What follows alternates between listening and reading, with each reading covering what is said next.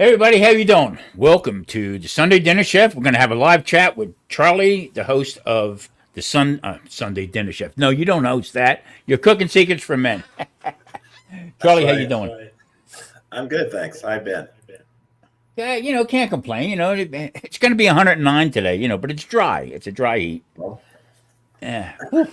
And past couple, this week has been brutal with the heat. Too early. You know what I mean? I don't mind it. I don't mind it in July, August, whatever. When it's supposed to be here, but not this early on. So. we're just starting to get nice weather. Um, so it's 70s every day and light breeze coming off the lake. Nice weather. Some, they call the Lake Michigan the 220,000 square mile air conditioner. Wow. Yeah, I mean, you know what happened this year? Marie suffered real bad this year with allergies, and nothing ever bothers her. But out here in Vegas, you got every kind of tree and bush and whatever grows out here because they bring everything from all around the country. Right. So, I mean, and we had a lot of rain this year, which is uncommon for the desert. But anyway, but everybody's hanging in there. We're trying to do. I'm getting around better. My leg feels so much better. Getting back to a normal life again is fantastic. So no cane right now? No cane. Sometimes I feel like I do need to keep it with me just for that security. Just not to hit somebody with, but I mean just for that security idea of stepping off a curb or whatever. Just that little extra. So, but other than that, back playing again. I'm in rehearsal with another band. It's going.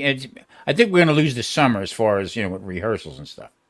But the reason why I'm asked you to come up here is because you know what, we're in the same age group, and I started doing something on this channel. Foods from the '60s and '70s. And it was a spoof because I was not running out of stuff to do, but I said, you know what? There was a place back in New Jersey, in Lavalette, right on the beach, that we had. It was called the Crab's Claw, and that's when the buffalo craze was. Everything was buffalo, buffalo chicken and Right. buffalo broccoli and whatever.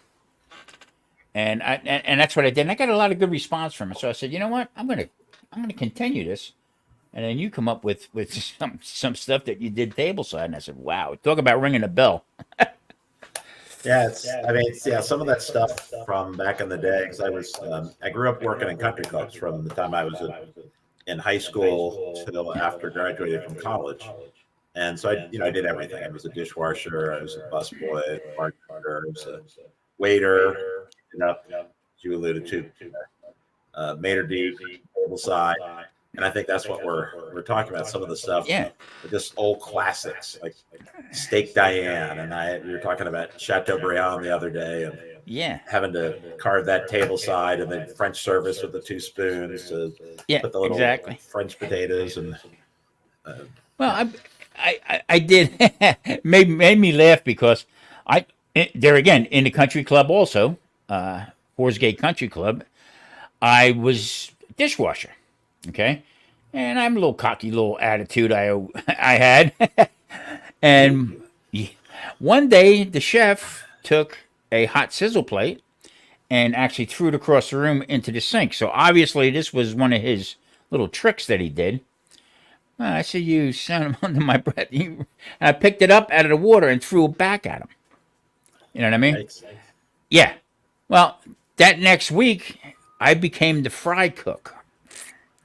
He says, I like your attitude, is what he said. I don't know the whole thing. But that's how I started in cooking and stuff. You know what I mean? So, I mean, Right. I made the best French fries in New Jersey at that time. I mean, in my eyes, But going back and like this Sunday coming up, I have chicken cordon bleu that I made. That was a big seller back in the day, and people forget about it. And honestly, when I made it, I forgot about it actually, and I said, "Let me give it a try again." From the good old days. Charlie, it was fantastic. The flavors were unbelievable. some of that stuff. Somebody had just sent me a message about. He remembers back in the day when they would go out to a restaurant, it was few and far between, but his parents ordering liver and onions. That was a big seller back then. You know what I mean? Yeah, they were all good to eat. Some of them were just not. They're not easy to replicate in today's world. I mean, Chateaubriand is not something that you're going to find on someone's dinner table on a Tuesday night. Right. Exactly. Yeah. That and Denise from Cooking with Denise, she sent me a message saying, "I'd like to see you do a beef Wellington." Man, that really rang a bell because we used to do that until we were sold out with it. You know what I mean? It was like a big to do with the puff pastry and stuff like that. So I told her, "Yeah, well, I'm going to give that a whirl. That's on the list. I'm going to give that a whirl." You know what I mean? Somebody just did a meatloaf Wellington. I want to say it was Karen from Cooking with Karen, but I don't. It might not have been. It might have been someone else I follow. Yeah. But it made me think of beef Wellington. Yeah. Yeah. I mean, even with like Salisbury steak, I remember, you know, going to places and when I was a little kid, I told my mom, "That's a hamburger." Right. You know, with gravy. But I mean, it was just it seemed to me like when you went out, it was a special treat. Okay. Sure. You know, now you got people knocking on your door with a bag. You know, here you go. Nobody cooks no more. Well, I remember they wouldn't let me do it, but one of the sous chef would come out with a big cart for the prime rib. Mm-hmm. So you slice the prime rib right there in front of you, and somebody would complain that it's too rare. I said, okay, so took it back in the kitchen. They dunked it in the au jus, brought it back out. I said, "Oh, here you go. We made this special for you." I got a story about Marie working with me in the kitchen, okay? And busy Friday night. I mean, we would get slammed. We would do 400 dinners a night, you know, and I had a minimal staff, and you worked your ass off, you know. So Marie, I didn't yell too much at anybody, okay, unless it was catastrophic, you know what I mean? But everybody deserved the right to do their job without being, you know, screamed at, you know what I mean, by some lunatic in the kitchen. So Marie comes back in with this prime rib. So we would cook 5 or 6 prime ribs a night. We cooked them in an Alto-Shaam, low and slow overnight, okay? And we cook them at 240 and hold them at 160, all right? And slice them as we went, okay? Right. So you got a bone in, end cut. One end had no bone. The other end had a bone in, end cut, okay? So I would limit how many people could get an end cut because I didn't want to just keep cutting, you know, all the prime ribs, okay? So the next cut up on this bone, so we would go bone on. The next one would be no bone. So if it was table of 2, if it was a woman, we would give the lady no bone. You know, that was like the protocol. Marie comes back in with this prime rib. She said the guy said it's too rare. I flipped it over. She went back out with it again. It's too well done. She came back in again. Now Marie's getting, because Marie knows I'm at that point where I'm getting like this. Come back in again. I flipped it over again, Charlie. That was it. Put a little bit of au jus. Flipped it over again. So I flipped it twice. Put it out. Marie comes in the back with a scotch. She said the guy said this is the best prime rib he's ever had. Of course. It was the same one. You know what I mean? Just going. That's what they used to do. They weren't making extras. They're serving the same thing. You know, gussing it up a little bit and then send it back out. I can remember going out to a place just specifically for when I was younger, specifically for surf and turf. Okay. Mm-hmm. And you would get them 2 big twin lobster tails, you know, and a nice filet mignon, you know. You would get the mushroom caps on the side, and you know, and then just it's not like that today. I mean, order a surf and turf, you get a little 6-ounce lobster tail and a small piece of filet mignon. You need to take a loan out. You know, it's like $60, $70. Yeah, a petite one. Yeah, but that's not what I ordered. Right. Unbelievable. No, I was a big end cut guy. Are you? The chef would try to save one for me. I And mean, if I knew, well, you really wouldn't know, but if I knew that it was going to be a prime rib night, because we sold a lot of lobster. I mean, we would sell 200 pounds of lobster a night, and but the prime rib was the ticket. I mean, people just loved the prime rib. sure.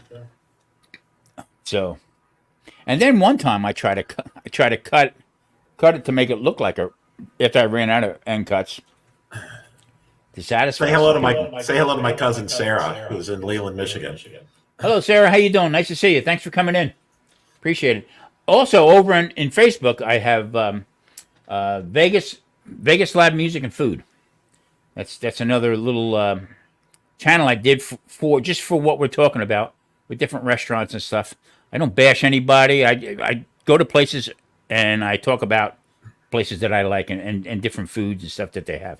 Haven't been out doing it since my knee injury, but I mean, there's a kid here in Milwaukee. His name is Dominic, and he goes by Dominic the positive food reviewer. Only does positive food reviews. He's autistic. He's probably he's 18 to 20, somewhere in that range. But it couldn't be a nicer kid.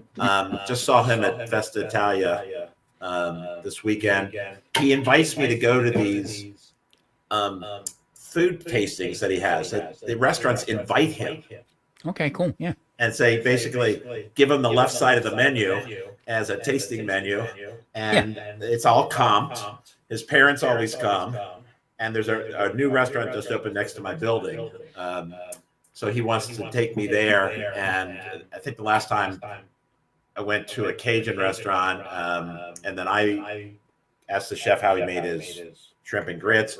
Dominic came over, and I let him help make the shrimp and grits. But the point of this is, if you make positive food reviews and you get a lot of viewers, restaurants say, "Hey, how about me? Come on in."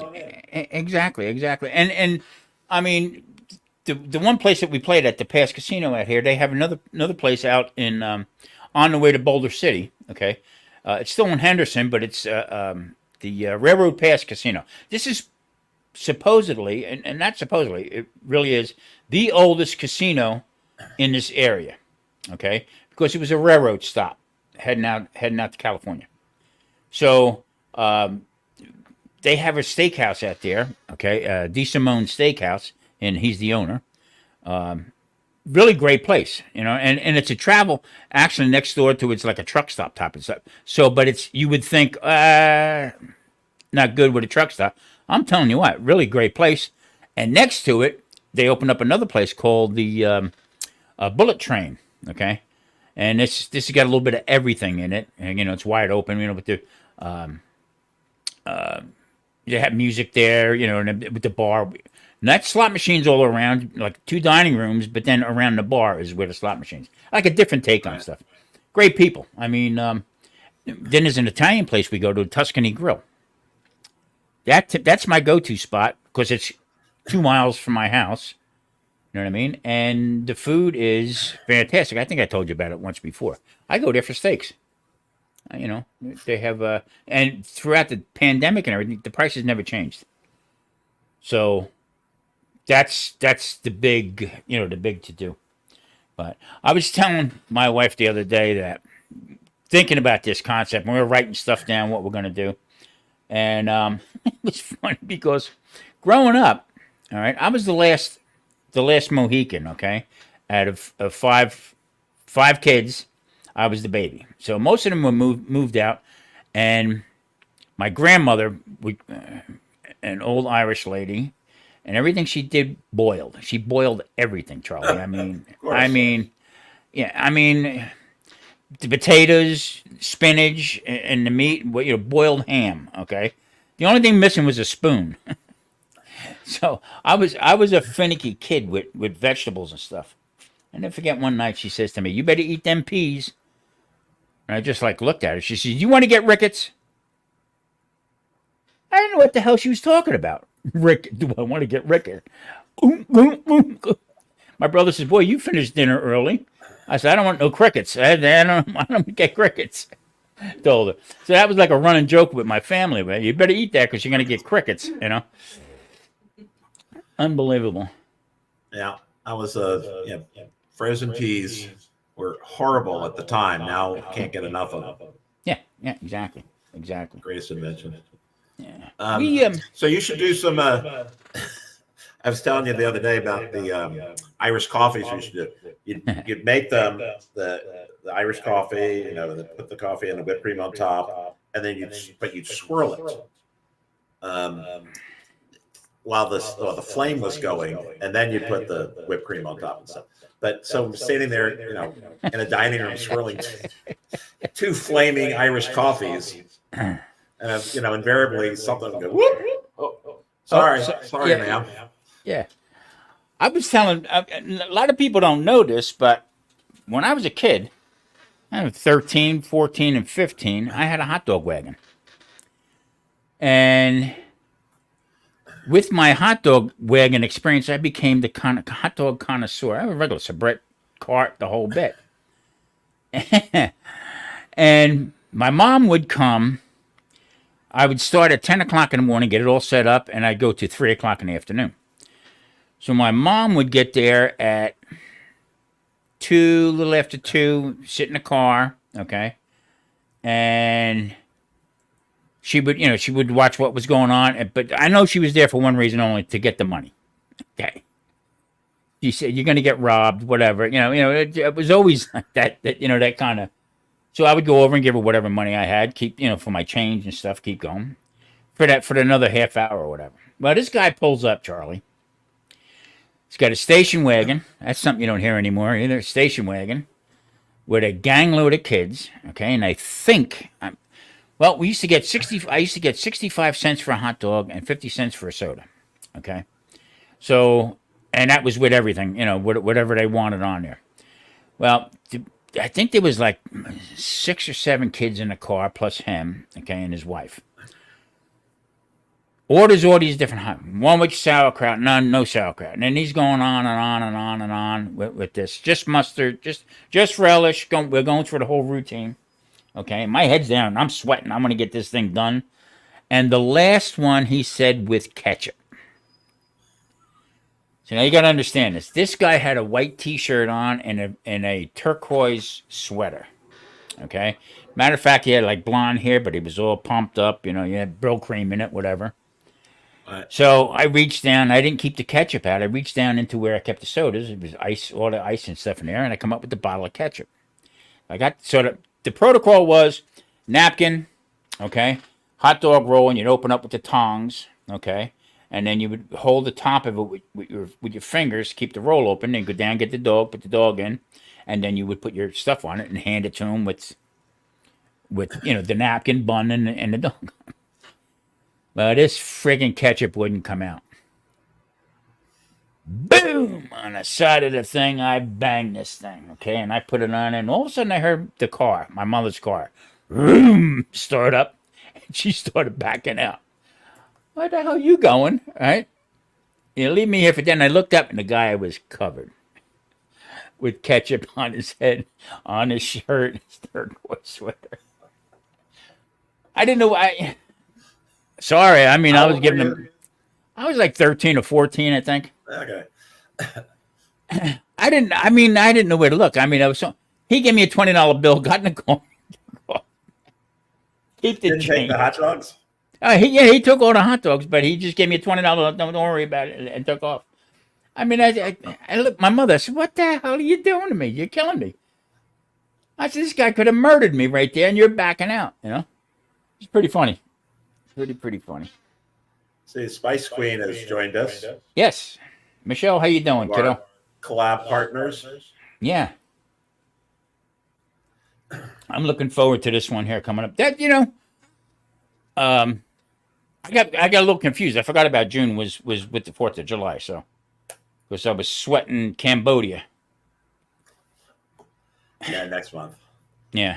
Yeah, this is an easy one. I think for most people. Of course, half the people in our collab don't live in the United States, so July 4th is Thursday. Yeah, for them. exactly. At 2 o'clock in the afternoon. Right. Unbelievable. We used to have, I mean, with the parades and stuff like that, and like I said, going back to the '60s and '70s with food and stuff. When I was growing up, I thought lighter fluid was barbecue sauce. The way my dad would barbecue, he'd put the charcoals in and I mean load it up with lighter fluid and light it up. And as the flames were going, he'd put the hot dogs and hamburgers on. I mean, everything tasted like, it's crazy. Unbelievable. Yeah, we have Sarah, my cousin there in Leland, Michigan. We have an annual 4th of July parade, which I never go to because there's only one route in and out of town, and so you just usually go play golf at the country club. But at the evening, they have fireworks, and last year and Sarah took us around. She has a golf cart. Instead of driving, because where they shoot the fireworks off is, I don't know, 200 yards from her house. It's not very far. So we took the golf cart, drive up to Hancock Field is where they shoot them off. We stopped there. There's her and her husband Paul and my wife Ellen, and we're right under the fireworks. And we watched them.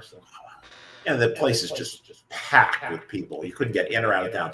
But we had a golf cart, so I was just as soon as they're over, okay, zip down the hill, and we're back and having cocktails somewhere. I like the one comedian. He says, "Oh yeah, 4th of July, here we go." Ooh ah. We got somebody in from Facebook. Good. Probably. Nella, hello, Nella. Nella Ross, what a great singer. Great singer. I promised Nella to go out and see her. She's from Italy, by the way, Charlie. And yeah, great voice. And I've been promising her that I was going to go out to see her, but I had my knee injury, so we'll be out there soon, Nella. I really do appreciate you coming in. Thank you. We're talking about fireworks. I want a quick thing about fireworks. So where we live here in Michigan, I'm not in Michigan yet. Wisconsin, Milwaukee. We live a block from Summerfest, and Summerfest is a generic area on the waterfront on Lake Michigan, where they do these.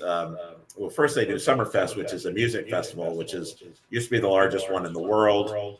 Now it's 3 weekends: Thursday, Friday, Saturday, noon to midnight, 14 stages full of music. So, but Summerfest is the venue.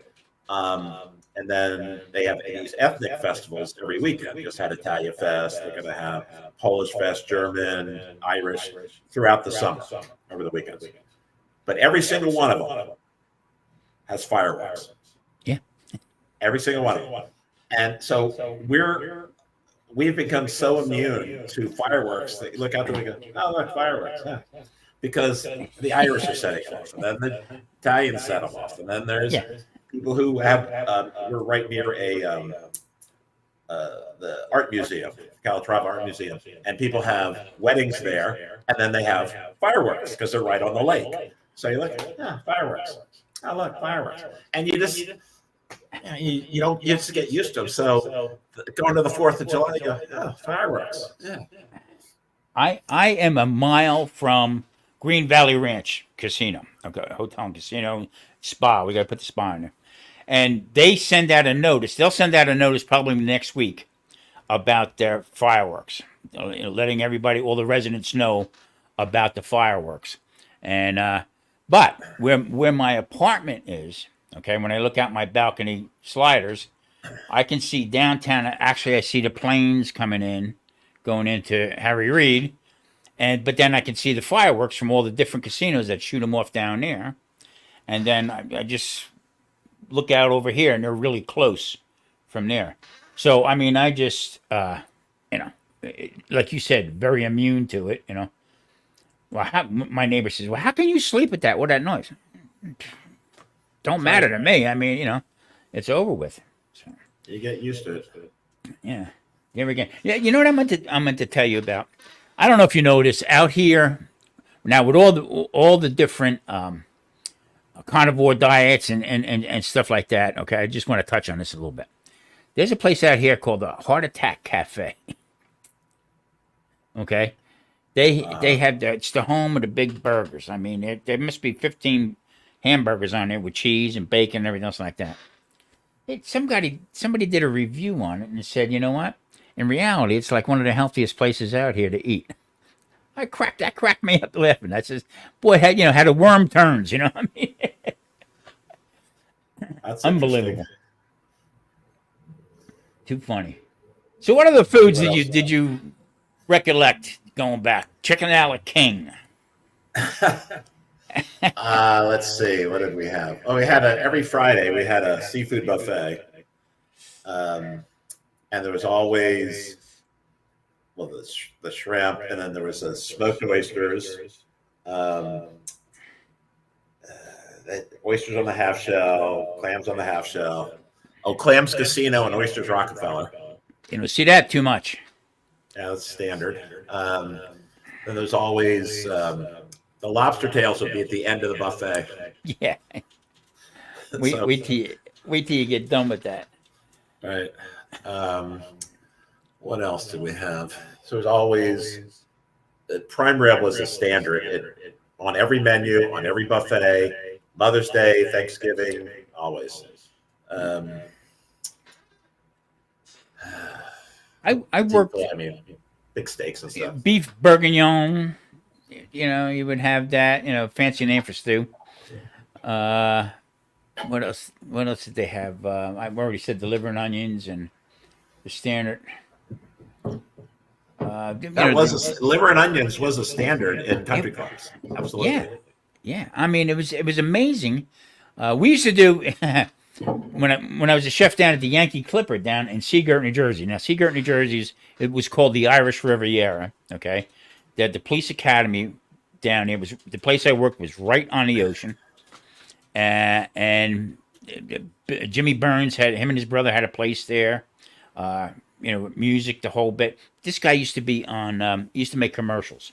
If you've seen him back in the day, you would recognize him. But we would do what they called a champagne brunch. All right, and we had everything. We had the omelet station. We had the carb. Saturday night when we get done, because the whole idea was the place would close at midnight. That was the ordinance in the town. So the last dinner would go out at 11 o'clock, and you absolutely had to be out of the building at 12 o'clock. So staff could stay in there as long as you weren't serving alcohol or open to the public. Craziest law I've ever seen in my life. Anyway, 10 o'clock at night, okay, we would put with the big steamship roast, the leg games, part of the hind quarter. And that would go into the oven, okay, and that would cook overnight at 200 degrees overnight. And for opening up at 10 o'clock for the champagne brunch, because it went from 10 to 2. And we'd have that carving station there, the ham, turkeys, the whole bit. And back then, Charlie, it was $19.99. That was unheard of expensive. So you got a glass of champagne or a mimosa. They had I never heard of a guy, okay, and I'm involved with music too, but a famous bassist that would play the bass fiddle. He would play music. That and a piano player for the champagne brunch. But here was the kicker. The omelet station, everybody had to wear the big stovepipe hats, okay, in their whites, the whole bit. And that's when the kick was with eating egg whites. Mm-hmm. Would drive us insane, okay? Because you had to have somebody in the back cracking the eggs, separating the eggs, the whole bit. One guy said, I don't know, that looks like a yolk in there. I wanted to give me a yolk. Right here, here's a yolk for you, you rat bastard. But it was funny as hell because just to watch these people come in and stand in line and they wanted to kill that beef. I mean, they just wanted to eat, like John Panette, the comedian, would say. I would get a big fat guy. I would get even out in Vegas. So you go up to the buffet line and go to the prime rib. Hit me again with the stuff.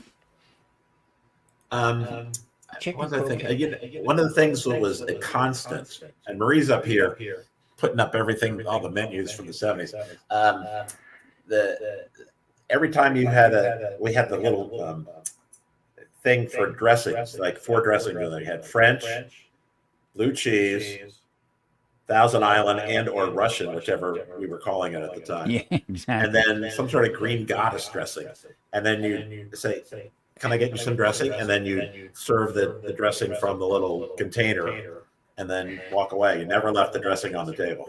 No. Green goddess dressing.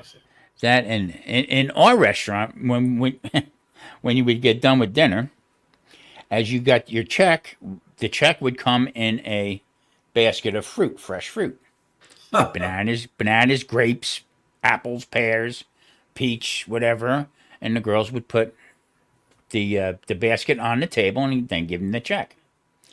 Well, we lived by a retirement village, okay, and Right. and we would get big tables of 8 because the lobsters and the prime ribs, that's what they came for. And back then, Charlie, stuffed lobster was $8.99. So I mean, you couldn't go wrong. A double for 16. So the prices were right in line. Think about it now. Sometimes I get palpitations. But Marie come back. I says she's putting more fruit in, and I said, "What are you doing?" She says, "Them son of a guns, they stole all the fruit." So we were actually having people coming in, okay, with bags and taking the fruit home. It really got to the point where people were asking for a cup of hot water and they had their own tea bag. Bringing around, That's like my mother. yeah, that ain't gonna happen no more. That's Hot definitely water my and mother. lemon. Yeah, hot water and lemon. Unbelievable. One night, Marie had a lady come in. Now we had a 500 gallon fish tank would hold 500 pounds of lobster. Saltwater tank. It was a pain in the butt to keep up with, but we had it because when you walked in, you would see the lobsters swimming around in there. So, table of 8, okay, 8 lobsters. Marie comes back in with the lobster. She said the lady at this table said it's not fresh. Doesn't taste fresh. Okay. Well, I'm busy cooking. My brother, he goes out. And before he gets to the table, he stops at the lobster tank, okay? Picks up a lobster. Now this thing is jumping around like this. He said to my wife, to Marie, "Which one?" Okay, now everybody else is sitting there eating. Okay, they got the bibs on and they're all like looking, And he puts it down in front of her, and this lobster's backing up, it's going crazy. He says, "Is that fresh enough for you?" All right? And you know what it reminded me of later on in life? We cracked up laughing about it because it was like the soup Nazi. No Right. soup for you. Okay? He wouldn't give her back the lobster. So she sat there, didn't he? Took it off the bill. Marie walks up to the lady and she says, "Aren't you glad you didn't have the prime rib? He would have walked a cow in." It's amazing. Simply amazing. Unbelievable. Oh man! Now I started thinking about appetizers, and there's always shrimp cocktail, That's crab meat cocktail. Of course, in the Eastern Shore, that was plentiful and cheap at the time. Now it's neither. Um, Vichy soir. yeah. Um, well, Crab imperial. Crab imperial. There you go. Okay. I mean, we the other night we're in bed. I said I feel like Forrest Gump. We're going through stuff. Well, you'd have crab imperial, crab Rockefeller, and they would tag different things onto it. The funny thing when you had mentioned about doing Caesar salad tableside, okay, Right. that's a classic. That is not done anymore.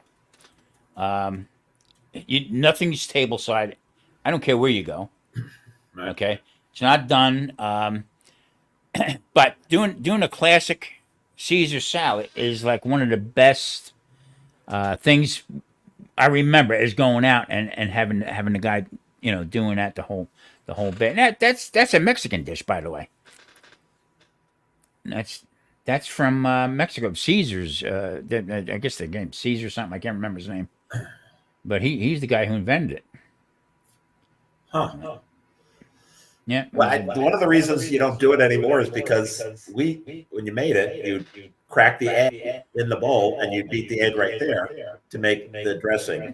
So people do not want to see you eating. They're not going to eat raw eggs in their dressing. It's just that's not going to happen anymore. Yeah. I mean, I think I'm just speculating. I have no proof, but I'm thinking big food. They said no. We're going to sell you the bottle dressing. Okay, and that we're gonna put that out because they'll have the FDA come in on you and say you can't have this, can't have that. And the whole I watch people cook at home, and I think it was Karen cooking with Karen. Karen did something, and she got chastised for not wearing gloves. Oh please. You know what I mean? Well, you're in your own house, okay? Now, if you have guests coming over and stuff like that, you would do that, okay? I mean, you don't have to, you know what I mean? But I mean, it's everything gets taken out of context. Quick story. I'm working in a country club washing dishes, okay? And before I became the fry chef, that cracks me up when he would tell me you're the new fry cook now. You're the guy in charge of the fryer later. Okay. They tell me and one of the sous chefs to go in the back and wash a case of chickens. Charlie, I'm the dishwasher. Okay. I'm 14 years old. Okay. I worked all day with my hot dog stand. Now I'm washing dishes at night. Okay. So I said to this guy, Kenny Tito, we went to school together. We cracked up laughing. I don't know, Kenny. I never washed a chicken before. What are you doing? He says, I would imagine you just wash it the way, do your thing. I go get Ajax. Okay. I'm in a separate kitchen. And I'm singing and I rinsed them all off. Okay. Rinsed them off real good, I thought, anyway. And so now here comes where the clownery comes in with a bunch of two idiots back there washing and dressing chickens. So they wanted to put the little boots on them, okay? On the chicken legs. Well, Kenny takes them after I wash them in Ajax, takes them and stands them up along the table against the wall, had them all lined up and had the legs crossed with the boots on. The chef came in the back and he was like, what are you doing? It took you all this time, this and that. And then he looked over and he seen the Ajax. He said, no, you didn't. No, you didn't. Yep. Had to throw him out. No good. Can't do that. I didn't know. Nobody said nothing to me. I'm the dishwasher. You asked me to wash chicken? Damn it, I'm washing them. I'm surprised you didn't put them in one of the trays and run through the washer. I thought about that, but Kenny said, nah, you might cook them. With the hot water. Too funny. Too funny. My God. Oh yeah, million stories back in the day. So how smart we were. Oh yeah, I mean, but how dumb would they were? Letting a 14-year-old kid wash and dress chickens. Sounds good. Yeah. Wash the chickens. Okay. Yeah, you got it. Anything washing. They had pots, and I never forget. You could actually crawl inside. Here was the other thing at the country club. Downstairs, where they kept in the freezers were downstairs, and the stock shelves were. So I would go down and help. This is when I started working on the line. I would go down and get the French fries, all my stuff to bring up for the day. They had the main dining room. They had the clubhouse, and I usually worked in the clubhouse because that's when the golfers would come on a turn on the ninth hole and come in, get a burger, or fries, whatever. And that's basically where I worked. And then they had the buffet upstairs and the banquet room. So I would, whenever there was a wedding, there's a busy place. So I'm walking through, and all of a sudden I look, and I see shelled pistachios. It's a 5-gallon bucket, okay, in a tin can 5 gallons of peeled pistachios. Whoa. I look around, open them up, and have my apron, and I filled them up with pistachios. Okay? I filled my pockets, and that's how it got me through the rest of the night. Boom, boom, choom. So finally, one of the sous chefs, this guy was an idiot, but, what are you eating? He asked me, what are you, my father? You know, what do you mean, what am I eating? Pistachios. Where'd you get that? I mean, just an unbelievable. Always get in trouble. Always was in trouble somehow or another. And it was, the place was a dairy farm also. Forsgate Country Club was Forsgate Farms. That's where we got our milk from. Bottled milk. You don't see that no more. What a different taste that had.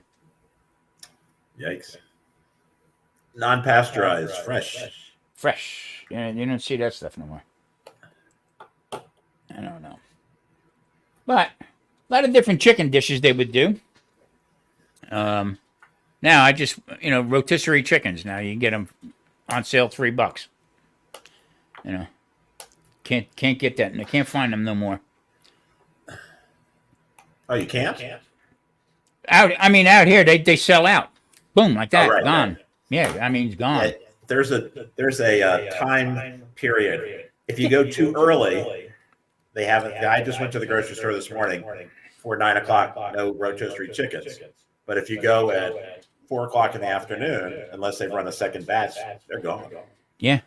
I mean, well, Kevin, Man Kitchen Recipes. He just did a rotisserie chicken. He said he wished he bought them all, and he's making different meals and stuff like that for it. Bree's got a nice comment there. With the still gets in trouble. Yeah. I mean, I can't. I don't know. I'm attracted to it. I don't know. Then we used to have the Polish market. Okay, in South River. South River was the next town over from us, and that was Portuguese, Italian, and Polish. Okay, and they had some great delis there. You don't see a good deli anymore. Out here, I mean, I think there's 4 in the whole area in Las Vegas. I can remember going into this Polish deli. They made their own kielbasi. Okay. And it was big. It wasn't small. It was pretty good size. Big rings. And that stuff was unbelievable. They would sell fresh pierogies that they would make. You could bring them home. Times have changed, Charlie. Absolutely. Times some have for the changed. better, some for not. Yeah. What would be the biggest thing that you think of that you would miss? That they don't do anymore.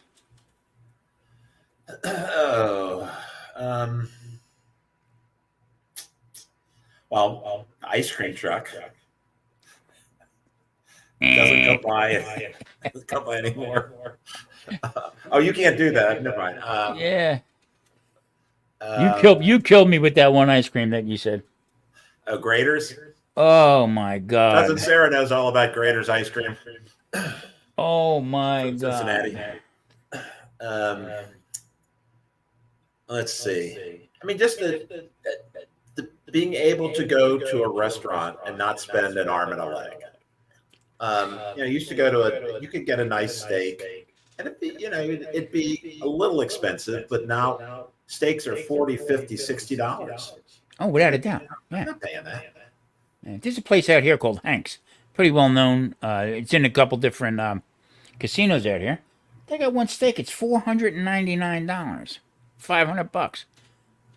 I want to, from being in the business, hold on a minute. Does that make you jump higher, run faster? I mean, what do they do to it?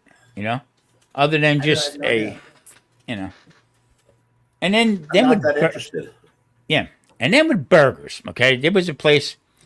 I remember, McDonald's was just getting popular when I was a kid. Okay, that's when they had the golden arches. You walked up to it. It was outside. But they used to have White Tower, not Castle, but White Tower, and they were the originators of the smash burger. Okay, they would throw the onion down, they throw the ball, how you make it now, but it was on a flat top, and you got it on a Kaiser roll. Okay, and they were the best tasting hamburgers there were. And then you got into the McDonald's era and stuff like that. And growing up, we used to hang out in the parking lot most of the time. We'd drive there, whatever, after we all got done working. But I was never a big McDonald's fan. Just was never. Yeah, that peach ice cream is about the best you can get. I got the Grater's ice cream they get. That way, it's always delicious. But in the summer, monthly or every month they have a different flavor. In the summer, it's peach, and they have real peaches in there, not canned peaches, but real peaches, and they get little hunks of them, just like they have the big hunks of chocolate in there. Oh, you got me with that chocolate one. Holy crap! Yummy, yummy. I looked at Maria. I said, "This, you need a license to buy this." I'm trying to think what else I would miss. I mean, I have not. One thing that I used to eat a lot of it's hard to find is chicken livers. Okay. That used to be a big thing. Used to buy them in a little tub. I can't find them anymore. But I used to get a pan and put in this much butter, just half a pound of butter, and then I'd take the chicken livers and I put them in a bag with flour, and I put them in garlic salt, and I'd throw them in the pan, and there'd probably be like 20 chicken livers in there to fry it, and I'd eat them for lunch. That was a little container of chicken livers fried. I can't find them. Every Saturday we would have, well, not when the whole family was together, but when I would say like from 10 years old up, after most of my siblings left. But it was required every Sunday dinner at my house. Hence the name here, Sunday Dinner Chef. Every Sunday, my dad wouldn't care if you were 55 years old. You're coming to the house for dinner as long as I'm alive. That's the way it was. But every Saturday, my mom would go to a place called in Travatola's Market. It was an Italian market. It was owned by this family in town. And the market was fantastic. I mean, she would get T-bone steaks, porterhouse, okay? And Charlie would cut them, okay? He'd cut them right there in front of her, okay? And, you see the old thing about this Genoa salami she used to get. Off the charts good. An Italian imported ham, okay? Charlie, here's the other thing that was on my mind for a long time. Veal cutlet. You can't find veal nowhere. Okay? So Saturday we would get these T-bone steaks, okay? My dad had the barbecue fork, and he extended the handles. My mother could stand in the living room and turn the steaks. You know what I mean? But everything was done in the black cast iron. In fact, I still have a couple of her pans. And that was a treat, okay? And they would feed four or five of us with porterhouse. Couldn't do it today. Had to take a loan out. There's one place here, because I use veal in my meatballs. So there's one place that does sell ground veal, which is good for my meatballs, but it's always frozen because they don't sell it. Same with ground lamb. Yeah, it's just you can't find ground lamb anywhere. They ground it and then put it in the freezer section, which is fine with me. Yeah. But yeah, you can't find those things. I have a buddy that we went to Italy with, and all he wanted to do was have veal chop. He wants some veal. So every restaurant he kept going to. So finally, the last night it was on the menu, and he was just so happy that he found some veal. But I guess no one wants to kill little cats. I remember, yeah, but I mean, I remember getting veal Milanese. Okay, Oh, yeah. You would need a garbage can cover. That's how big it was. You know what I mean? You just don't. That's the kind of stuff that I'm talking about. You don't see too much anymore. Yeah, Michelle's a great girl. Yes, she is. Good stuff. She's a great supporter of my channel, and she's always great in the collabs. And she's what we call passionate. Yes. Yes. Yes. And a Yes. good Yes. cook. You know what? There again, like I said, the interest when you're watching, watching the video, getting into. I've been since I started doing this stuff here. I get a lot of people telling me different things. A lot of people telling me about the home, what they used to eat at home and stuff like that. I remember after Sunday dinner, either have a big ham, okay, fresh ham. You don't see fresh ham. Well, you do, but I mean, hardly anybody makes it anymore. Right. You know what I mean? Fresh ham. My dad, from my grandmother, used to make fresh ham with dumplings. Okay, and potato dumplings, whatever like that. That kind of stuff you don't see anymore. But we would have the big dinner. My mom would have a big leg of lamb. I mean, this thing was huge. I said, what was his name? Toro the Bull, for crying out loud, with the big leg of lamb. But we'd eat the lamb until Wednesday. You know what I'm saying? All different ways, So a lot of the home stuff that you don't see anymore. Like I said before, chicken a la king, pot pie, chicken pot pie, or beef pot pie and stuff like that. I don't know.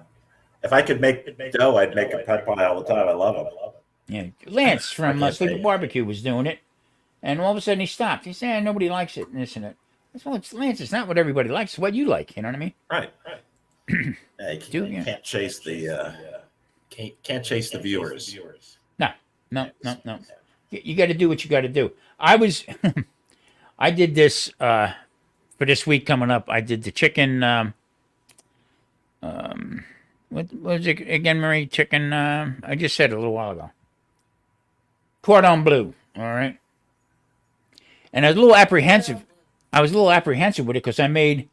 We used to make it with a champagne cream sauce to pour over top of it.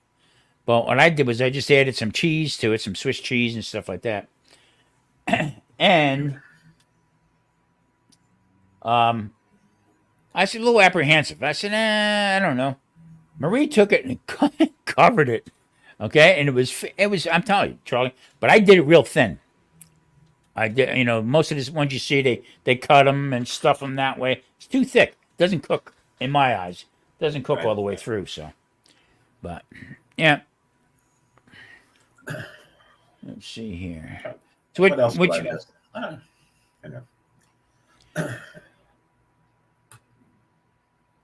I mean, you see them every once in a while, but like chicken or veal parmesan. Parmesan was a big thing back in the '60s. That's eggplant parm.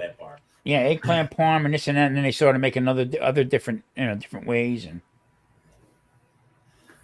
Yeah, cooking's evolved. I mean, but I think for the most part, I think most people cook simple meals with simple ingredients that they can get at the local grocery store, that they can put on the table in a half an hour on a Tuesday night.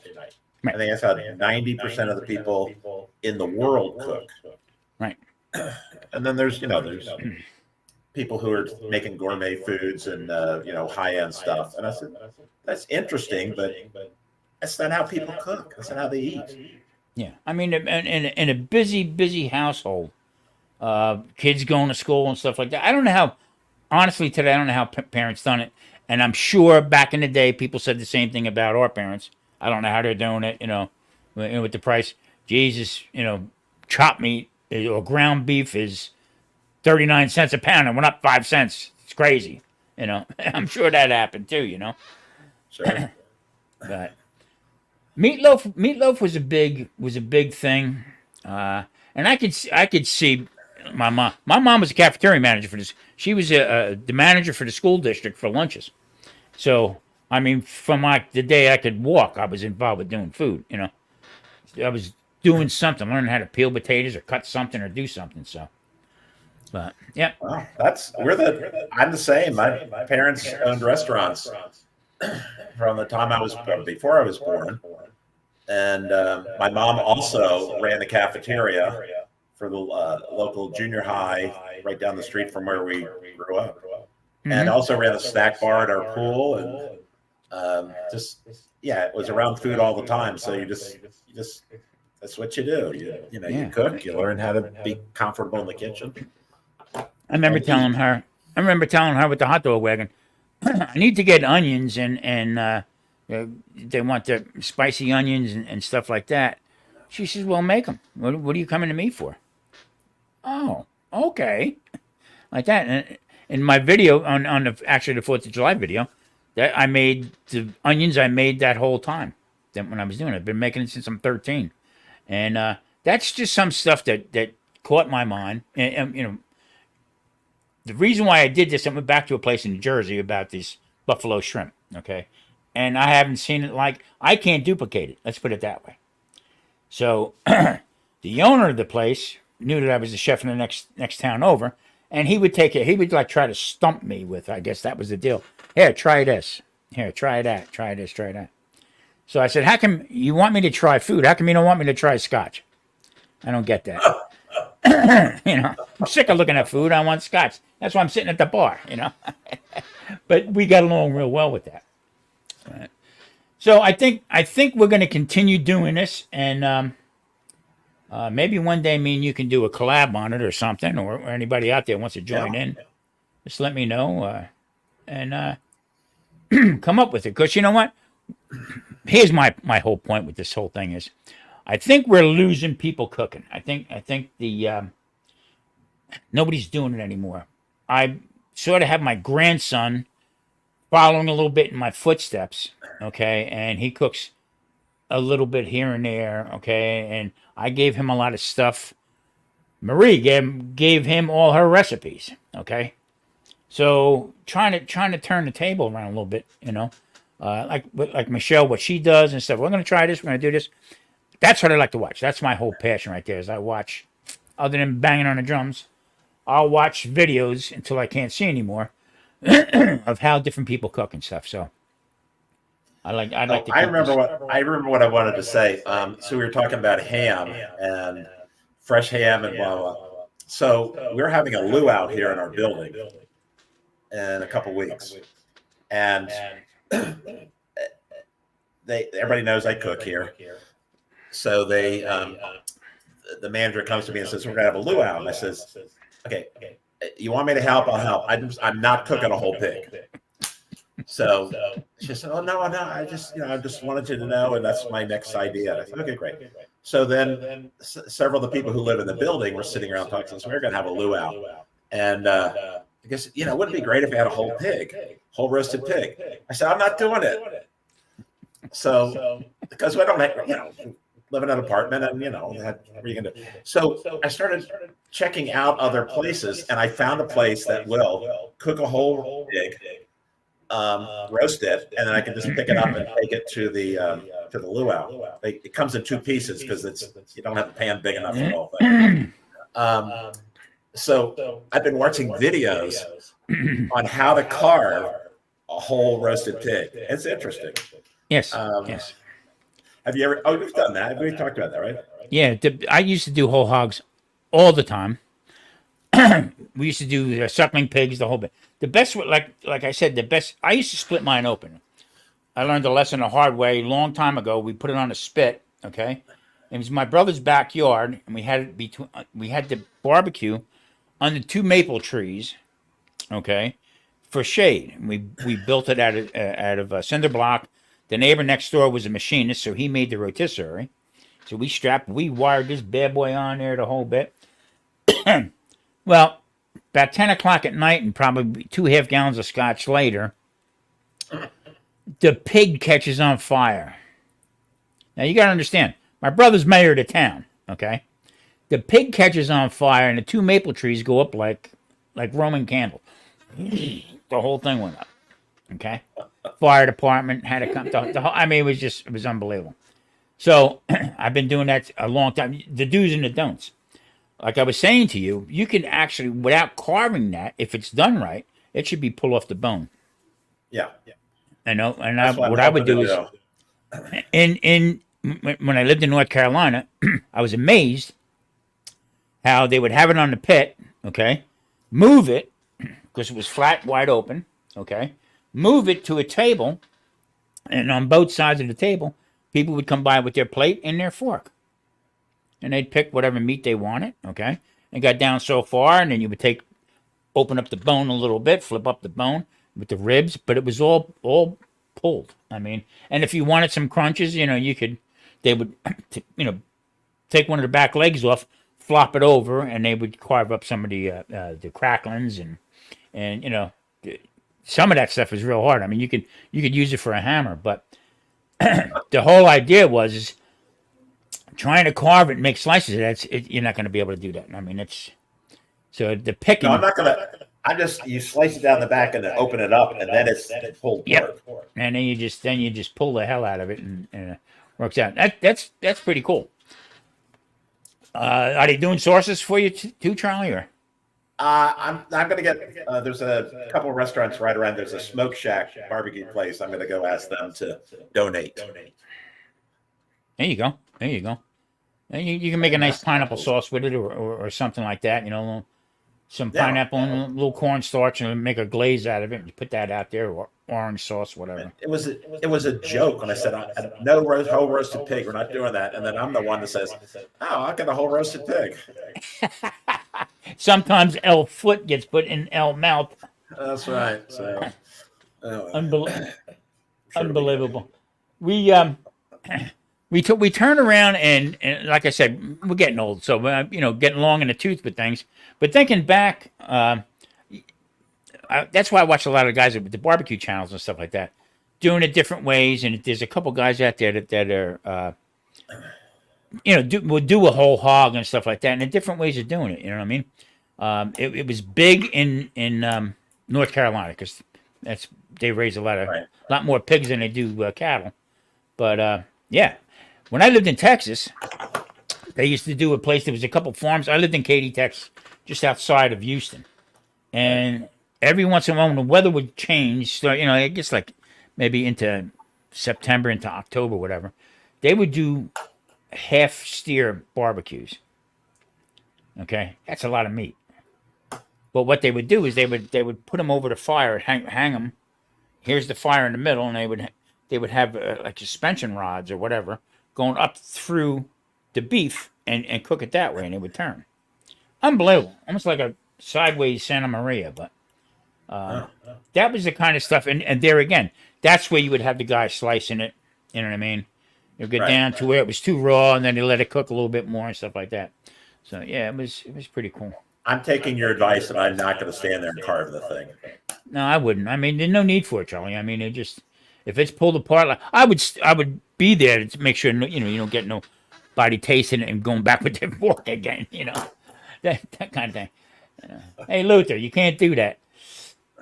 So, well, we're up a little over an hour. I just wanted to pick your brain a little bit with things, with my channel here, trying to get a little ideas and different ways of doing things, and just reach out.